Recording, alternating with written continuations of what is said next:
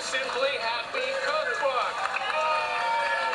So for this, I had a couple of requirements. I had to go to someplace happy. I had to go to a low crime area because there's nothing worse than getting carjacked in a golf cart at 6 o'clock.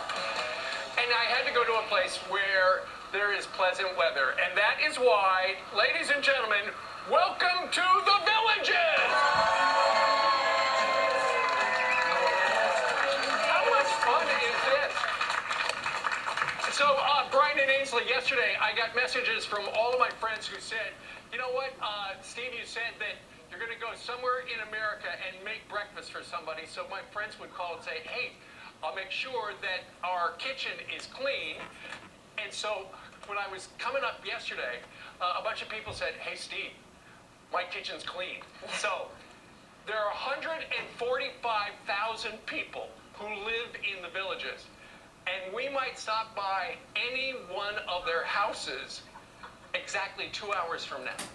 So, and you guys are not off the hook. We might go to your house. We might put you in the golf cart and say, hey, Kim, let's go to their house. And then I'm going to make them breakfast from our brand new Simply Happy Cookbook, which, by the way, according to the New York Times, the #1 cookbook in America. That's great. Yay. Yeah, thanks. So were those people eating there anyway? Did they know you were coming ahead of time? Have you interrupted or enhanced? You know what? RJ Gators normally opens at 11 o'clock in the morning, but as one of the people said, for Fox and Friends, we will do anything because down here at the Villages, happy hour starts early. Am I right? 145,000 people live there, so everyone is cleaning up their kitchens if they live in the Villages this morning because they know you're going to one of their houses. Absolutely. And also, you know, one of the things, a lot of people are retired. A lot of people are very concerned about what's going on with the economy. Am I right? Inflation, it's killing a lot of people. Absolutely.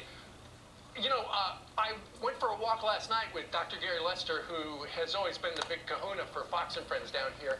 And when we were going past the restaurants here in the square area, every one of the restaurants was full of people. But we know that when you're in a fixed income, and a lot of the people watching right now, they're cutting back a little. We're going to hear from some business owners on what they're doing to try not to pass the cost along to the customers, and also people who are living on a fixed income, what they are doing to survive this record high inflation.